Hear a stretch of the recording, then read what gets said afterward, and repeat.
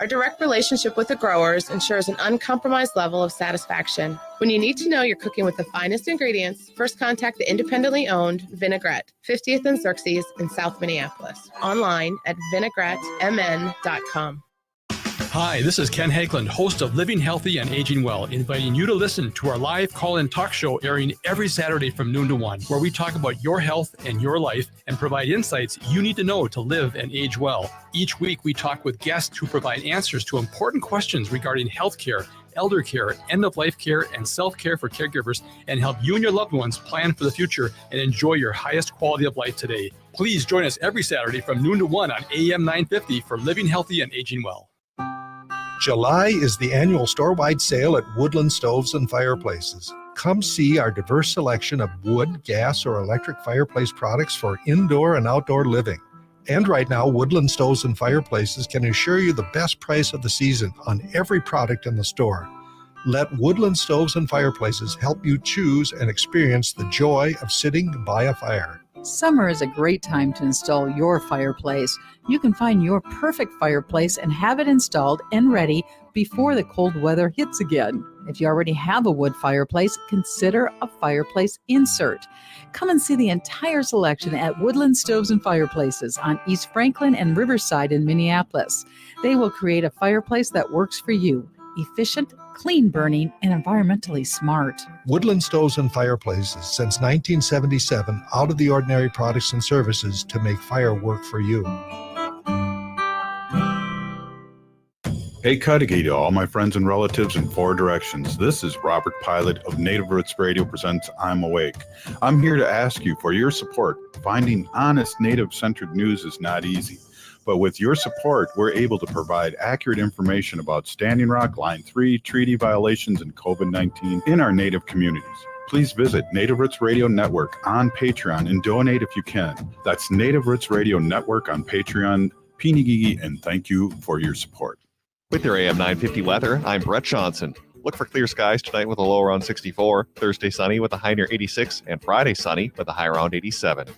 Mavericks Real Roast Beef in Roseville sets the standard for savory satisfaction. Experience the perfection of their Philly steak, turkey bacon, avocado, and more. Elevate your meal with freshly fried fries or onion rings. Visit mavericksbeef.com or stop by their location in Roseville off Lexington Avenue. Mavericks Real Roast Beef.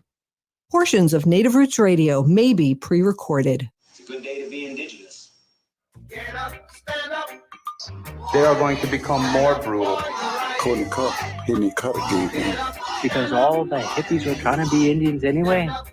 They're going to become more repressive because it's a matter of dollars and their illusionary concepts of power. Hey, Victor. We must live in balance with the earth. And also with recent happenings that wounded me. I am awake. Welcome to Native Roots Radio presents I'm Awake, and I'm your host, Wakanja Hade. Hey, Cudahy to all my friends and relatives in four directions. You are listening to Native Roots Radio presents I'm Awake, and I'm your host, Robert Pilot. We discuss local and national Native news and events. As you know, Tujunk, Native issues are human issues, and human issues are Native issues. Yes, you are right, Dega. This portion of the show is supported by the city of Minneapolis. Native Roots Radio and AM 950 present today's episode of Minneapolis A.I.R, American Indian Relations, with guest host Christine McDonald. Hey, we always look forward to hosting these monthly conversations in partnership with the city of Minneapolis, and we discuss American Indian relations with the biggest city here in Minneapolis. And let's take it away. Here's our guest host, Christine McDonald, with today's guest. Oh, wow. Thank you, Robert. So, Bushu, Ogadaki, Gabuik, Indijnakas, Ajijak Nundundem. I am Christine McDonald. I'm the American Indian Community Specialist with the City of Minneapolis. Thank you for joining us today. One of the things I was excited about using this platform for was introducing public officials that serve our community. So today we are going to have on the Minneapolis Health Commissioner, Damōn Chaplin, and we are also going to be having a conversation with the Metro Transit Police Chief, Ernest III. We are going to start our conversation with the Commissioner of Health, Damōn Chaplin. Thank you for joining us. Can you tell us about yourself and what you do as the commissioner of the Minneapolis Health Department? Yeah, thank you, Christine. First of all, thank you for inviting me for this platform, giving me an opportunity to connect with the community. So I am from Massachusetts, born and raised. I've been here for a little bit over a year, so I'm actually considered a transplant now. I can no longer use the new title. I've been in public health for a little over 25 years. Most of my career has been working in urban communities, a little bit in rural. And I grew up, really impoverished circumstances. And so a lot of that experience, that lived experience, comes out in the work that I do. And I bring that with me everywhere I go. And so it really helps to keep me grounded and keep me connected to the mission of public health. And so prior to coming to Minneapolis, I was the health director for the New Bedford Health Department in New Bedford, Massachusetts. And then prior to that, I served as the regional director for the Massachusetts Department of Public Health. And so what really drove me to public health, in 2004, my father passed away of stomach cancer. And then in 2015, my mother passed away, both of them below the age of 65, and my father being 54. Really kind of put a spotlight on the impact of health, of public health, on an individual's life and life expectancy. And that kind of drew me, I'm going to say not drew me to, but kind of created a different platform for me to look at my own life and my family's life and all the social determinants of health. And so I really began to think about the work that I was doing differently, more as a calling than a career. It became, it helped me connect to my passion and my purpose. And so here in Minneapolis, I lead a organization, multi-million-dollar organization or department with roughly about 160 staff, 6 divisions and many programs, all those programs serving everything from maternal and child health all the way up to opioids and substance misuse. And so we collaborate with other partners within our division, regulatory services, community planning and economic development, and then arts and culture. And so I mean, among all of the other departments within the city, but those are the ones that are closest within our division. Wow, a year has already gone by. You experienced our winters here, our one winter so far. I'm happy to have you here. I appreciate how you've taken an interest in the American Indian community. And we went on a community health walk through like Little Earth and Franklin Avenue. So I really appreciate that interest. What drew you to Minneapolis? Yeah, it's alignment of vision. When I came here, when I was recruited to come here, and I met with the mayor, we sat down and we talked.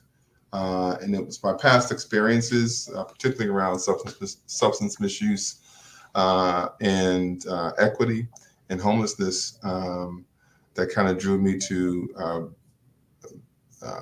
Minneapolis. And I felt as though my experiences and expertise, I could help the mayor and the city.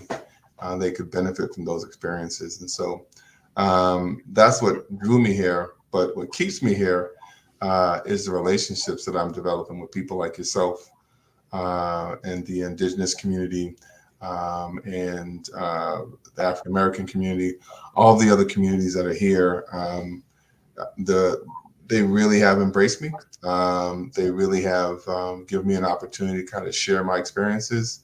And it really has been a beautiful experience thus far. So again, inviting me to shows like this, having an opportunity to speak, it really is, it's very helpful. So thank you.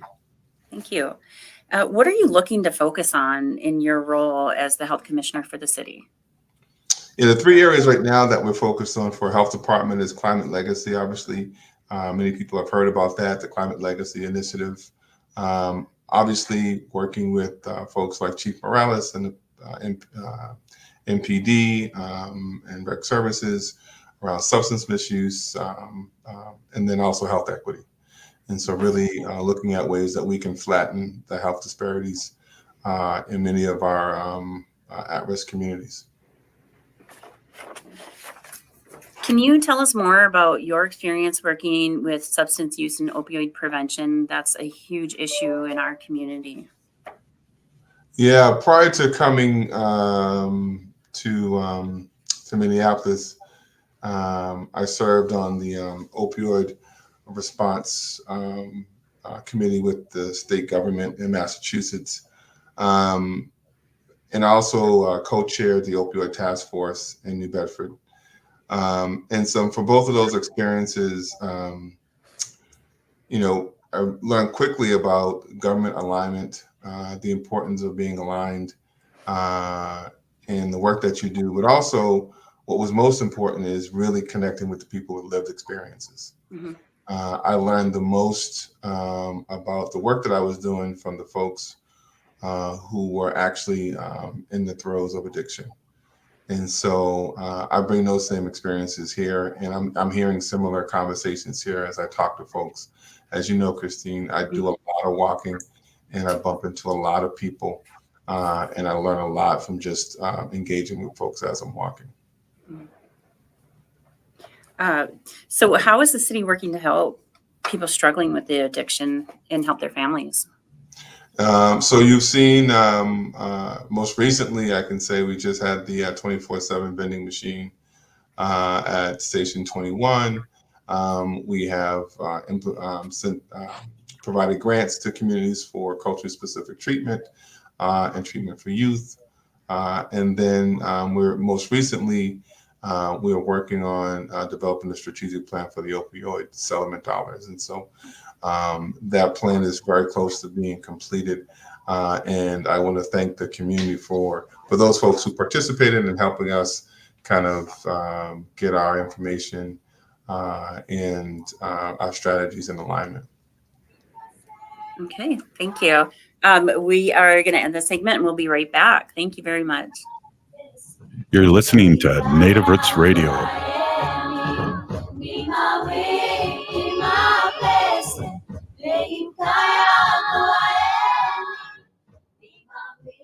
Unwanted sexting or photos, inappropriate jokes, even tickling or wrestling can feel like a violation. Catcalling, cornering, or groping, getting them drunk or high for sex, recording sexual acts without permission, hurting someone because of their sexual orientation, raping a family member, a child, a date, a friend, a stranger, purchasing a human being for sex. You make the choice every single time. Sexual violence is many things. Make a choice. Do not do it. Sponsored by the Minnesota Indian Women's Sexual Assault Coalition. The city of Minneapolis is now on Native Roots Radio with Minneapolis A.I.R. A.I.R stands for American Indian Relations. Guest host Christine McDonald talks to people about important things affecting the city's Native communities. Minneapolis A.I.R dives into topics like public safety, public health, elections, and so much more. Tune in to Minneapolis A.I.R on Native Roots Radio from 5 to 6 p.m. on the second Wednesday of every month, right here on AM 950. Hi, this is Philip Anthony, the host of the Downright Upright Show, which airs every Saturday at 5 p.m. I interview many interesting Minnesotans and listen to their ideas on how they plan to improve the lives of members of the LGBTQ community and our wider Minnesota community, and then to hear their opinions on current events. Remember, you can listen to the Downright Upright Show with Philip Anthony every Saturday at 5 p.m. on radio or wherever you listen to podcasts. So come and join me and continue being fantabulous. You may have seen a certain truck in videos being shared on social media. How about the truth? I have yet to see any video of that truck outperforming the Toyota Sienna from Rudy Luther Toyota.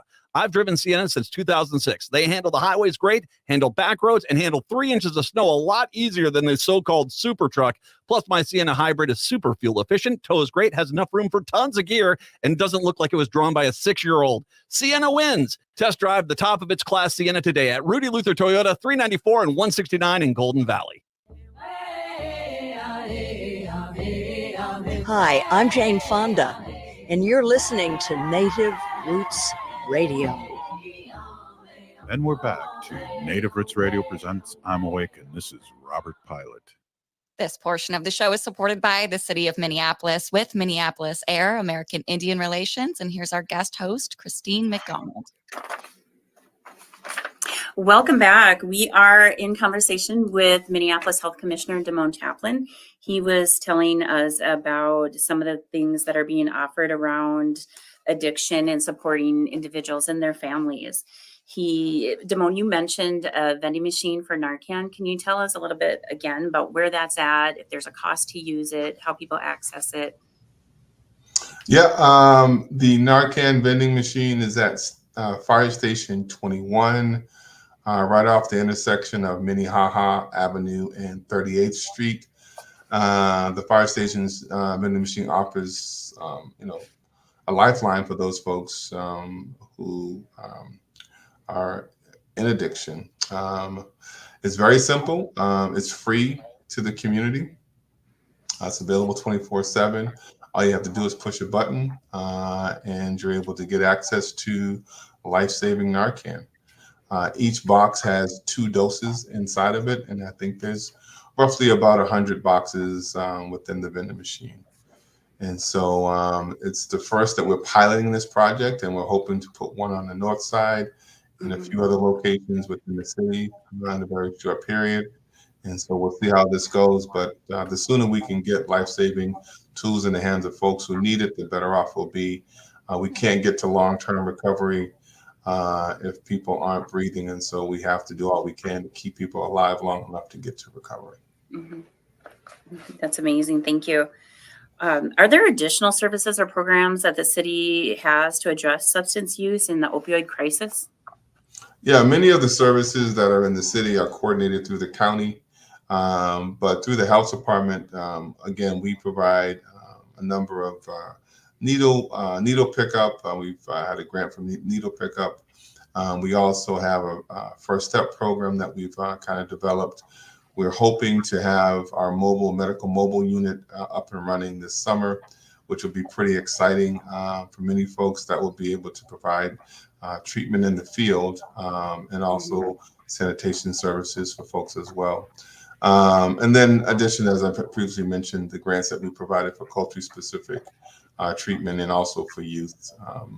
We want to make sure that we're engaging with youth, and we're actually exploring additional opportunities within our school-based clinics of how we can engage with high school students who may be struggling with addiction issues as well.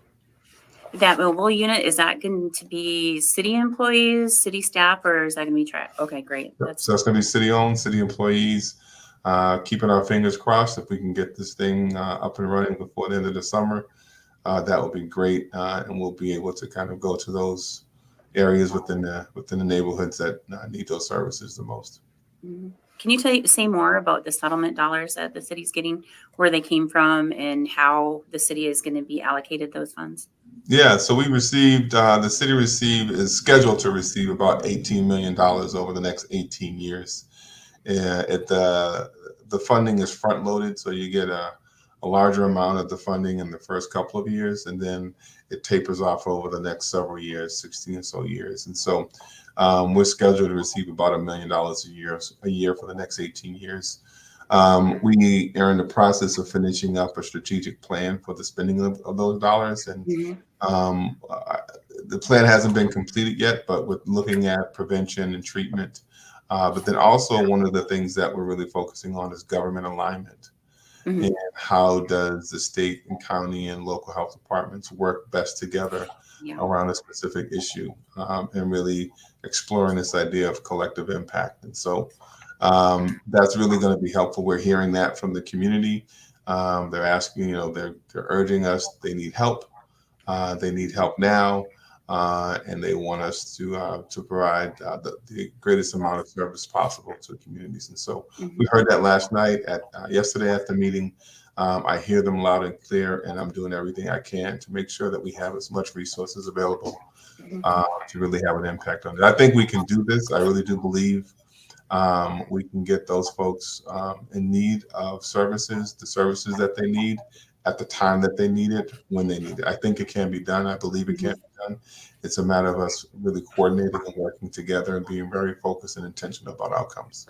We have one way of helping to do that, and the city and the county have both been participants in the Metropolitan Urban Indian Directors opioid and unsheltered meetings, where we have a lot of the conversations where we have a community identified solutions. So we do appreciate that participation from the city, your city staff, as well as county staff. So they're hearing firsthand from our community, the American Indian community in Minneapolis, on ways that they feel would best have those monies be affected in serving our families and our individuals that are suffering with the substance use and the opioid use. So we look forward to continuing to see your staff at those meetings. Yep. Thank you. How does this work intersect with the mission of improving racial equity and access to healthcare and health-related outcomes? Yeah, it's very simple. There are health disparities in each one of these areas that we've talked about, whether it's substance misuse, whether it's climate legacy. You're seeing the health disparities play out. I don't have to give you a history of the country, but we have a system of structural racism that really plays out in our health system. And we're seeing that play out in all of these other areas as well. And so for me, it's important that we provide the greatest amount of services to the folks who need it the most. And so we see that with our Native American communities. We see that with our African American communities. We see that with our Latino communities. And so it's really important that we be very intentional about providing those communities and those areas of those neighborhoods of need with the resources that they need, and not waiting for it, but now. The issue is now. If you have a family member who is struggling with addiction, or who is struggling with homelessness, or mental health, when they hurt, you hurt. And so I feel that. I have family members who are in long-term recovery. I know what it's like. I know what it's like to be afraid to be around someone who has a mental health condition that's not being treated. And so I get it. And so my job right now is to put these dollars to use as soon as possible, but also to be accountable for how those dollars get put to use. And so we're working very hard to be very smart, but also to be very impactful. And so we're looking forward to the future. Yeah, I really appreciate hearing that. A lot of times in the meetings that I'm in with government entities, the conversation usually leads towards housing being the issue. And I can't stress enough, like in our community, how much we talk about mental health and historical trauma really being the root problem of the substance use disorders that we've seen throughout our history. Before at one time it was alcoholism was the main issue, and now it's moved into this bizarre array of opioids. And now I don't even know what you categorize the drink, those types of drugs as. You did mention the Climate Legacy Initiative. I find that an exciting piece of the work that your department is doing as well. Can you tell us more about what the Climate Legacy Initiative is? Yeah, that project and program, the initiative is being led by Deputy Commissioner Patrick Hanlon. At a high level, this initiative seeks to significantly reduce greenhouse gas emissions and make Minneapolis carbon neutral by 2050, while simultaneously becoming a nationwide leader in green careers. And so one of our other directors, Marquita Keys, she's also leading our Green Careers Exploration Program, which is a really exciting program. It's getting folks in non-traditional communities excited about green careers and giving them a first crack at kind of working in an emerging industry. And so that's really exciting and very interested. And I'm so happy that they're here in the health department and I can support them. At the community level, it provides important resources to improve the lives of our communities, specifically with focus on our green zones, environmental justice neighborhoods, and many of our other underserved communities. So we are focused on increasing our urban tree canopy, which reduces the temperature within neighborhoods, and our green zones by offering free trees to residents and low-cost trees to businesses. We're building resiliency hubs at the Sabathani Community Center, at the Minneapolis American Indian Center, and in North Minneapolis at the Minneapolis Schools Nutrition Center. And so the city offers weatherization programs to improve the energy efficiency and comfort of community members' homes, owner-occupied rentals with different funding support models based on income and geography. So we're doing a lot with this program, first in the nation in a lot of ways, in the way that we're approaching this. And I'm really excited about the years to come. We briefly touched on mental health. Can you let us know how people can access mental health care in Minneapolis? Yep. Our website provides an extensive list of mental health resources, crisis and support, culture-specific resources, and ones for families and caregivers. I always tell folks you can always go to 988, provides 24/7 free and confidential support for people in distress and prevention and crisis resources for you and your family and loved ones. Thank you so much, Damōn. I appreciate your time with me tonight. Oh, thank you so much. Anytime. I thank you. We'll be right back. This is Native Roots Radio. Dive into a world where tradition meets innovation, satire meets symbolism, and Native American art takes center stage. All My Relations Arts and the Native American Community Development Institute proudly unveil Alter Native by Frank Buffalo Hyde. Alter Native is an electrifying exhibition that uses satire to push boundaries and demand a closer look at the vibrant complexities of Native identity in today's world. So embrace the unexpected and challenge norms with Alter Native by Frank Buffalo Hyde, showing now at All My Relations Arts in Minneapolis. Imagine over 7,000 voices from around the globe coming together in harmony in Minneapolis.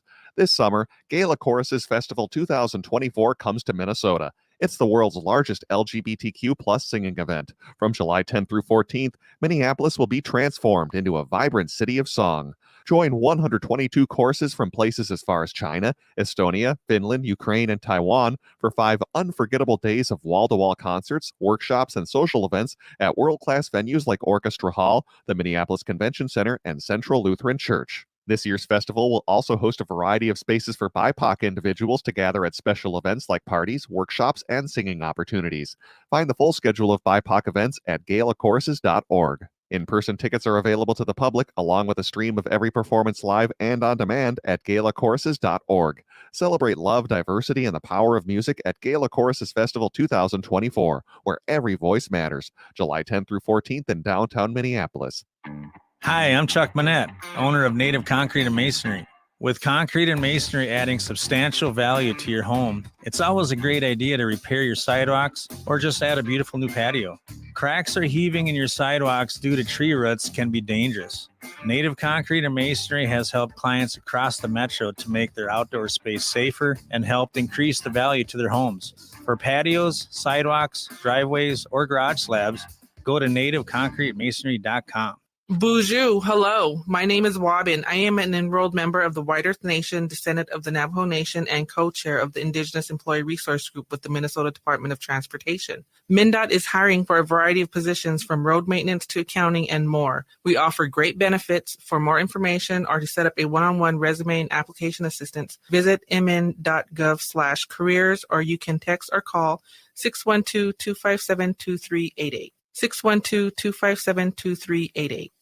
Minnesotans age 65 plus might qualify for Health Partners Minnesota Senior Health Options. The plan includes personal support, coverage for medical, prescription drugs, and dental, plus over 30 extra benefits. Eligibility information is available at healthpartners.com/oneplan. Health Partners is a health plan that contracts with both Medicare and the Minnesota Medical Assistance Medicaid program to provide benefits of both programs to enrollees. Enrollment in Health Partners depends on contract renewal. You're listening to AM 950, the progressive voice of Minnesota. You want to feel important. You want to be part of something bigger, something that matters and that can help change things. You want to feel like you belong. We felt that way too. I am Sergeant First Class David Crow from Farmington, Minnesota, and that's why we did something about it. We aren't just Minnesota Army National Guard soldiers. We are people just like you, and together we can make a difference. Take on your legacy. Visit nationalguard.com/MN to find out more. Sponsored by the Minnesota Army National Guard, aired by the Minnesota Broadcasters Association and this station. With your AM 950 weather, I'm Brett Johnson. Look for clear skies tonight with a low around 64, Thursday sunny with a high near 86, and Friday sunny with a high around 87. Woodland Stoves and Fireplaces has offered unique fireplace solutions for over 45 years. Find wood, gas, and electric stoves in their Minneapolis showroom. And don't miss the store-wide sale now through July 31st with the lowest prices of the year. Woodland Stoves and Fireplaces, out of the ordinary products and services since 1977. Hi, this is Representative Sharice Davids from Kansas. I'm Ho Chunk, and you're listening to Native Roots Radio. And we're back to Native Roots Radio presents I'm Awake, and this is Robert Pilot. This portion of the show is supported by the city of Minneapolis with Minneapolis A.I.R, American Indian Relations. And here is our guest host, Christine McDonald. Thank you. Welcome back. Our next guest today joins us from the Metro Transit Police Department. We have Chief Ernest Morales III. Thank you for joining us today. Thank you, Christine. I appreciate being the guest and having this platform to connect with our audience. Yeah, it's so nice to see you. Can you tell us about yourself and what you do as the Chief of the Metro Transit Police? Sure. So I grew up in New York, Lower East Side, Manhattan. I grew up during the 1980s, the crack epidemic. And unfortunately, I grew up in a single-family home to a drug-addicted mom in the projects. The reason why I share that with you is September of this past year, projects, they're supposed to be temporary homes, temporary housing. Unfortunately, that apartment's been in my life over 55 years, and it's a cycle of addiction. So I lost my mom through that cycle of addiction. Recently, in September of 2023, I lost my brother to a fentanyl overdose, leaving me with 3 of his young children. 6 years earlier, in the same apartment, his wife overdosed in that apartment. So I know addiction. It's touched me personally. It's hard, but I've had the luxury of being in law enforcement since 1990, and I think what drove me to public service was those experiences and the fact that I felt that as a public servant, I could be the difference in my communities. So as chief of police here, I'm responsible for 8 counties, 85 plus cities, 3,000 square miles, and we provide transportation. And transportation is an important, vital need for members of our minority communities. It provides opportunities. We have to break down invisible barriers and providing these opportunities to people that don't have other means of transportation.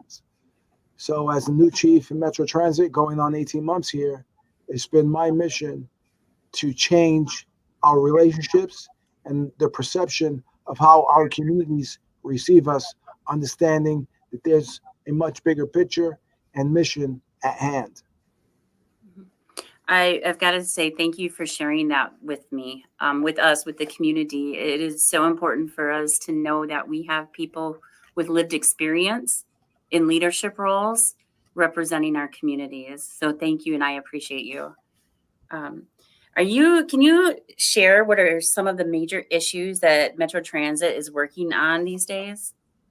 Yes. So we're working on 3 major factors here that are affecting our community within the transit community. But I want to point out that, Metro Transit is a small window to larger societal issues that we're experiencing, not only in Minnesota, but across the country at this time. And that's homelessness, the mental health crises, and more important, the fentanyl use, substance abuse. Those are 3 major issues that find themselves within our transit issues. And we work with our partners throughout the state and region to be great partners. That's something that we want to focus on. Fortunately for us, we have a homeless action team that helps out with these issues. We've partnered with community-based partners as well.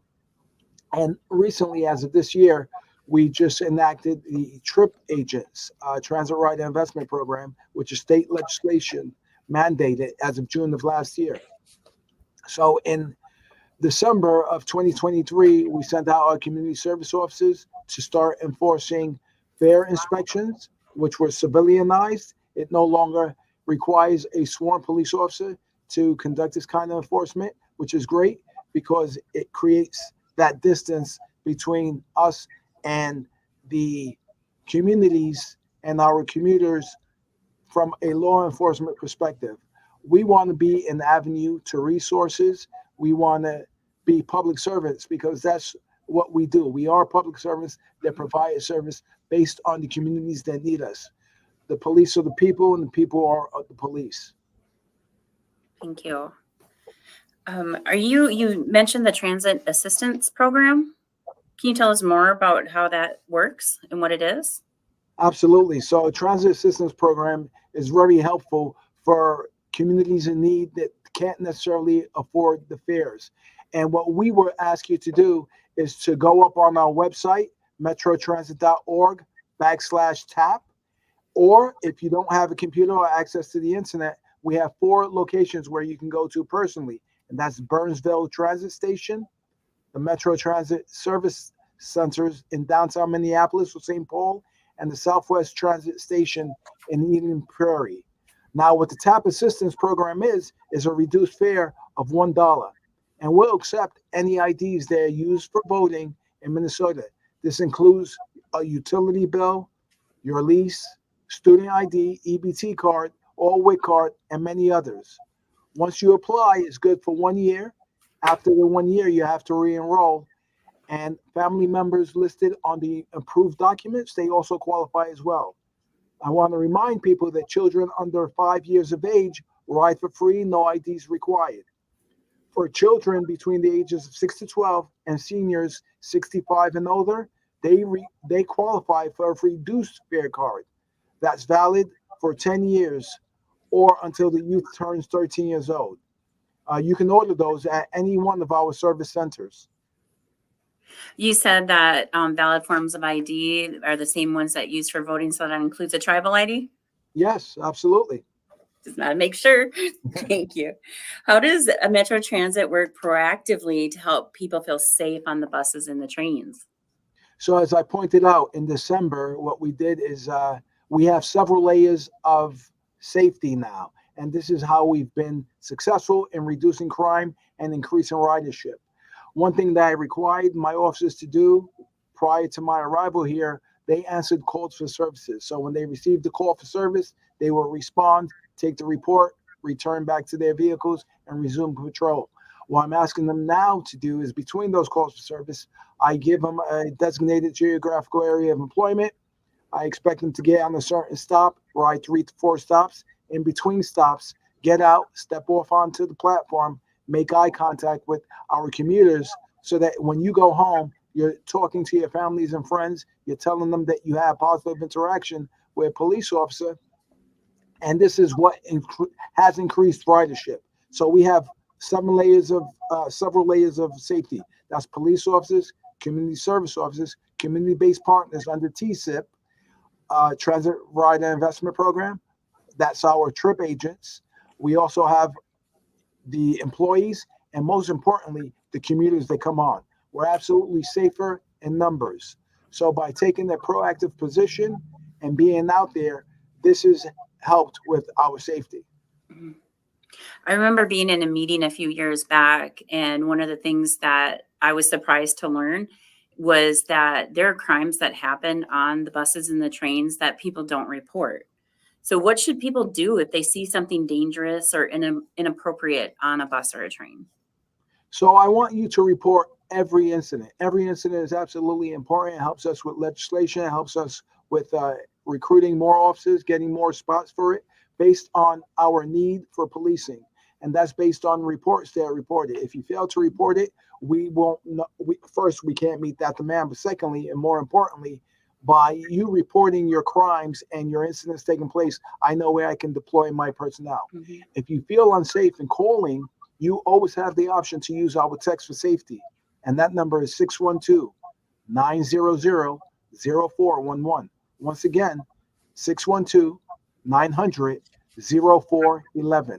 Anytime you feel unsafe, you see something suspicious, you witness behavior that's unacceptable, text this number. Use it on the bus, use it in the transit center, on the train, shelter, or any stop. It'll be relayed to our transit control center, known as our TCC. It's monitored 24 hours, 7 days a week, and they will deploy police or medics, whatever is needed for that particular call. If you happen to be on a light rail, there's a red marker on top of the train with a number. Please supply that number. Give us as much detailed information as possible. What the incident is, whether they're smoking cigarettes, smoking drugs, what they're doing, and give us a detailed description. I ask for a detailed description because there may be a time delay. And by the time the officers respond to your incident or complaint, you may have already left the train, the vehicle. So please provide us with as much detailed information as possible so that when our officers respond, they can deal with that incident. That's great. And the text number was, can you repeat that number? Yes, 612-900-0411. Once again, 612-900-0411. Thank you. So when and why should people file a police report? The reason why people should file a police report is because, as I stated earlier, it's important for me so that I know where crimes and incidences are taking place so that I can deploy and focus my resources to those areas.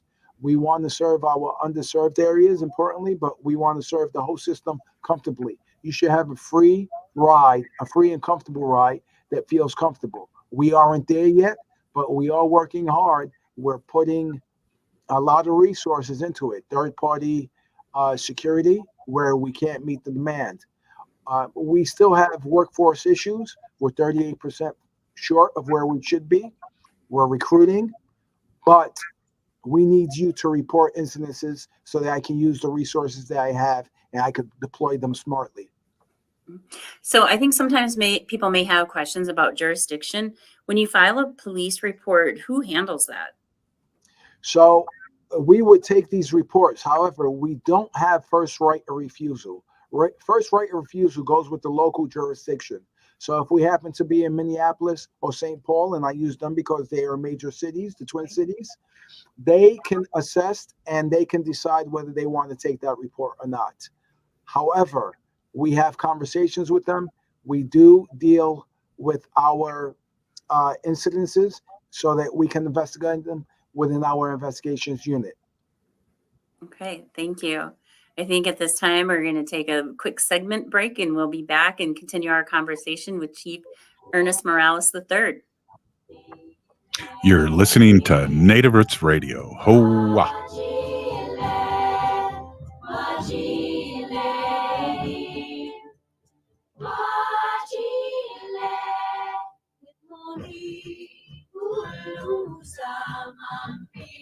The city of Minneapolis is now on Native Roots Radio with Minneapolis A.I.R. A.I.R stands for American Indian Relations. Guest host Christine McDonald talks to people about important things affecting the city's Native communities. Minneapolis A.I.R dives into topics like public safety, public health, elections, and so much more. Tune in to Minneapolis A.I.R on Native Roots Radio from 5 to 6 p.m. on the second Wednesday of every month, right here on AM 950. J&S Bean Factory is a Native-owned, community-supported, cozy, artsy coffee shop which offers roasted on-site beans, live music, and baked goods. Relax in the beautiful outside patio.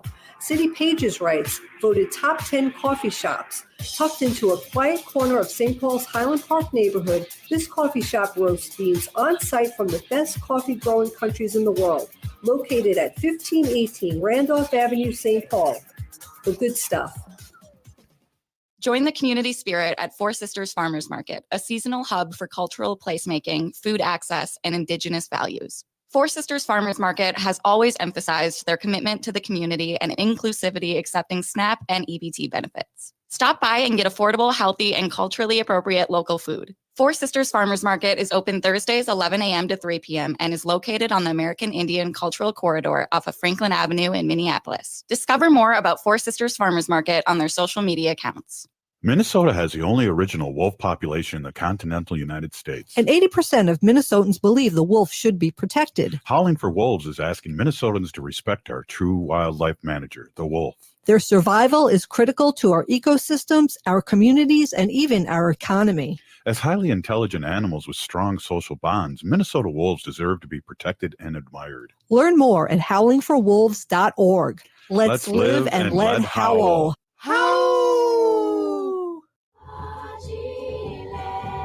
You're listening to Native Roots Radio. This is Spirit from Reservation Dogs. Get up and listen.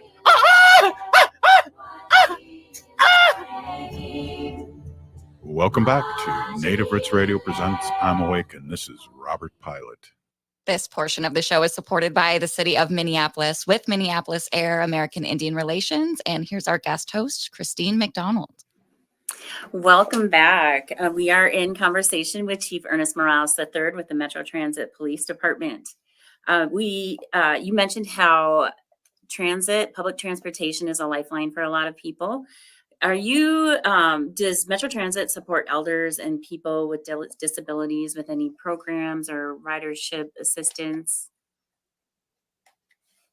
Dedicated to providing accessible bus and rail services for all community members, including those with disabilities. Metro Transit outreach coordinators offer free personalized training and resources on how to ride buses and trains. Outreach coordinators are available to help train customers with disabilities in person and on location. And topics include trip planning, reading maps and schedules, transferring between routes, using park and rides, fare and how to pay, learning about the accessibility features on buses and trains, using the online tools and apps, and riding transit safely. Contact our outreach coordinator at metrotransit.org/outreach.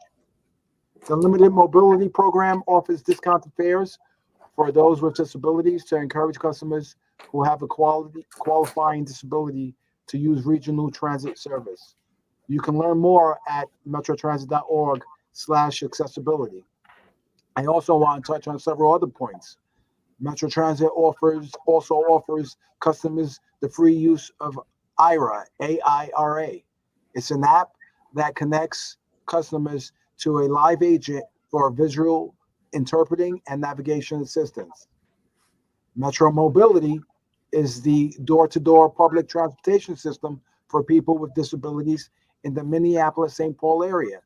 Customers can call 651-602-1111. Again, that number is 651-602-1111 or 651-291-0904 to schedule their trip. We're also wanting to hear from how we can improve, to request modifications, request materials in alternative formats, or to submit a comment or suggestions. You can contact our customer relations at 612-373-3333. Once again, that number is 612-373-3333, or reach us at metrotransit.org/contact-us US. I think that's amazing. So I grew up in Minneapolis. So I'm an urban Indian, and I rode the bus from the time I was 5 years old. And just now learning that you have outreach coordinators that can help teach people how to ride the buses and the trains. Like, I didn't really think about the need for that, but now I'm thinking about how we have a lot of people who come down from different reservations across the country and transplant and move to Minneapolis, and how important that is when you don't know what to expect or even necessarily what to do, or the fact that, you can be asked for, where's your receipt? Did you pay to ride? So I thank you. I learned something new. So do you do any specific work with the Native community here? Absolutely. Native community is near and dear to my heart, especially our Little Earth. We go there a lot. We have a passionate community outreach coordinator who's really supportive of the Native community. We regularly attend the Metropolitan Urban Indian Directors meetings, and we love attending the Powwow Ground open house, which is going to actually be tomorrow. And this is an annual event that I've had the privilege of attending last year. I'm looking forward to doing it again this year and just making those connections that are absolutely important. Yeah, I look forward to seeing you tomorrow. I think one of the things that you can add to that list is the fact that our community is so significantly represented in the homeless population. Your HAT team does wonderful work and partners with our outreach workers all the time. And I don't know that that's uplifted enough. I know we've had different events where we were able to have the vehicle actually there so people could actually see what it is and what services people can get from the HAT team. So thank you for that. Is there anything else that you want to mention about Metro Transit or the work that you do, your team does? So we provide resources within the state of Minnesota, like I said, but we want to be great partners. And, something that I'm looking for is especially in Native community.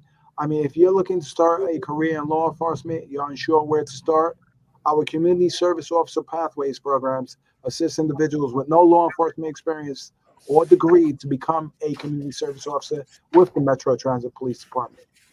Through the CSO Pathways program, participants will have the opportunity to be hired as a community service officer, earn 12 college credits at no cost to the individual, and be prepared for a career in law enforcement. Registration for the 2025 program opens in mid-August.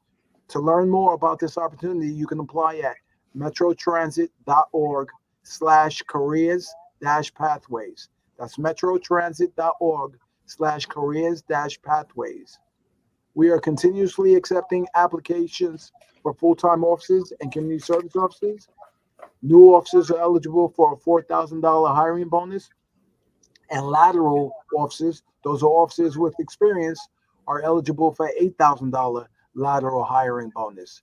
Our community service officers, this is important because not every individual qualifies for financial aid, but if you need assistance, we offer an $18,000 tuition reimbursement program. That means you'll go to college and we'll give you up to $18,000 back just for serving as a community service officer within our police department.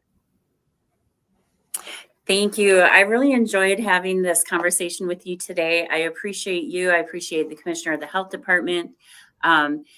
It matters when people like you in your positions show up in our community.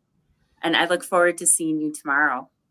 I look forward to sharing the day with you tomorrow and always being a great partner within the Native American community. Thank you.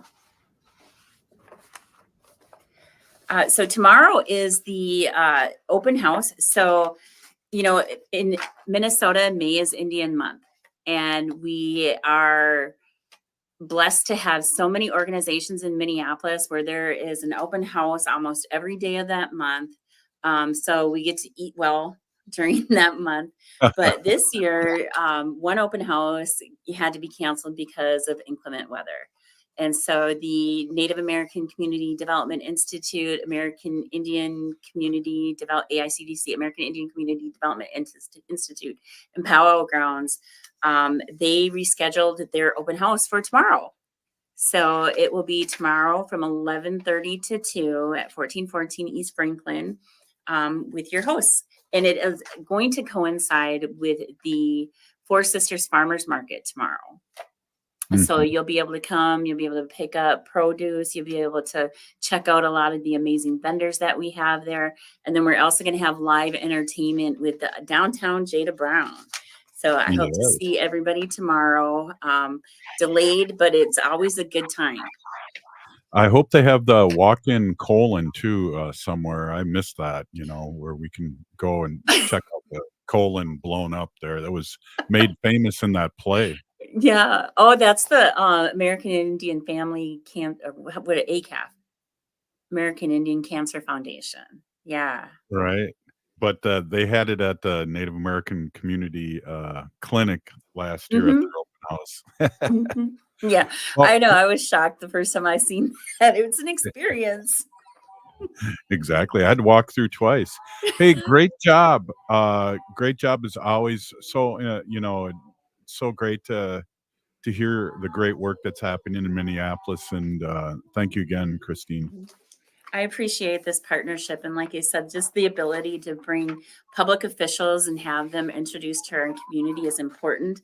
And just finding personal stuff out about people like Chief Morales and the lived experience he has. So when he hears from our community, the concerns and the issues that we have, it's so important. We know we're being heard. Hey, we'll be back tomorrow. Thanks again. This is Native Roots Radio presents I'm Awake. Oh, wow. Summer is going fast, but Next Chapter Booksellers has everything you need to